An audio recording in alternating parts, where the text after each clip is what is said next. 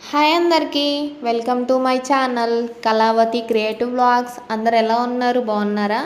మేము ఇల్లు ఖాళీ చేస్తున్నామని చెప్పా కదా, అదేనమాట ఈ వీడియో.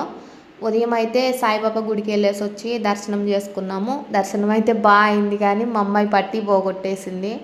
కాసేపు వెతికాము. బాధ అనిపించింది కదా, రూపాయి రూపాయి పోగేసుకొని ఒక వస్తువు కొనుక్కుంటే అది పోతే మళ్ళీ ఈసారి ఎలా కొనాలి అని చెప్పేసి బాధ అనిపిస్తుంది. కానీ ఇంకా పోయిన దాన్ని మనం ఏం చేయలేము.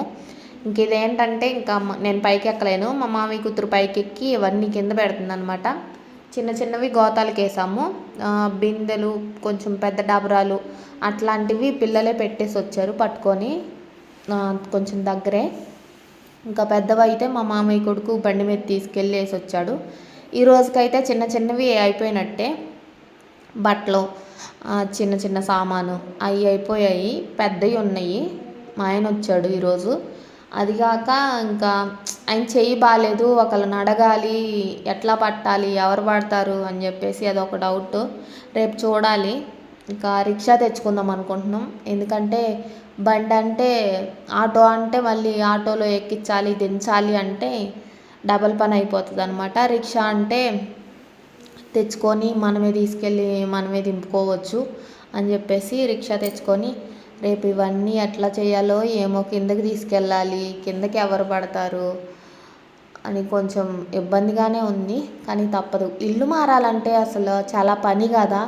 మనము అలవాటు అయిపోయిన ప్లేసు, ఇంకా అన్నీ సంవత్సరం 2 సంవత్సరాలు ఉన్న ఇల్లు మారాలంటేనే ఇబ్బందిగా ఉంటుంది. మేము ఇక్కడికి వచ్చి 3 నెలలే అయ్యింది. 3 నెలల్లో ఇంకా టీవీ బిగించుకున్నాము, అంతా ఎక్కడ మంచిగా సెట్ చేసుకున్నాము. కానీ మారాల్సి వచ్చిందనమాట. తప్పదు. ఇల్లు అయితే బాగుంది. ఓనర్స్ కూడా చాలా మంచి వాళ్ళు. పిల్లల్ని కానీ మమ్మల్ని కానీ ఏమనేవాళ్ళు కాదు. పిల్లలు అటు ఇటు ఎగురుతున్నా కూడా నాకు బాగా నచ్చింది. కాకపోతే ఎంత పెద్ద ఇంటిని నేను చేయలేకపోతున్నాను. అది కూడా రెంట్ కొంచెము హాఫ్ రెంట్లో దొరికిందంటే మనం బాగుంటుంది కదా అని చెప్పేసి, మనకు కూడా కొంచెం భారం తగ్గుతుంది కదా అన్నట్టు ఇంకొక ఇల్లు చూసుకున్నాం అనమాట. అంతే. ఇంకా లైక్ చేయొచ్చు కదా, మర్చిపోతారేమో మళ్ళీ మీరు.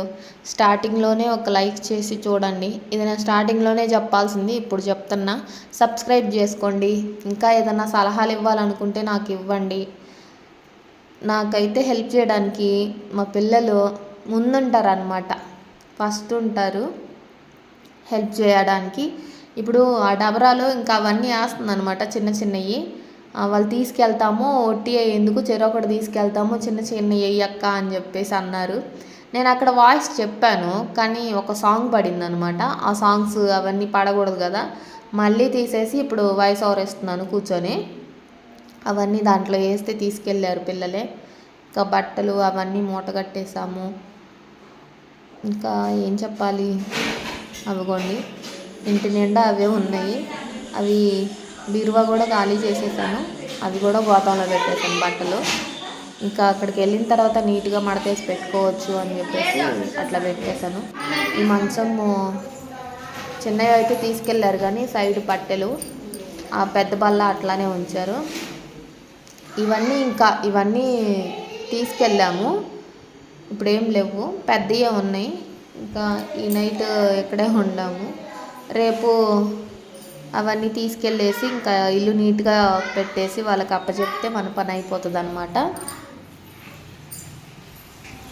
చూడండి ఇల్లంతా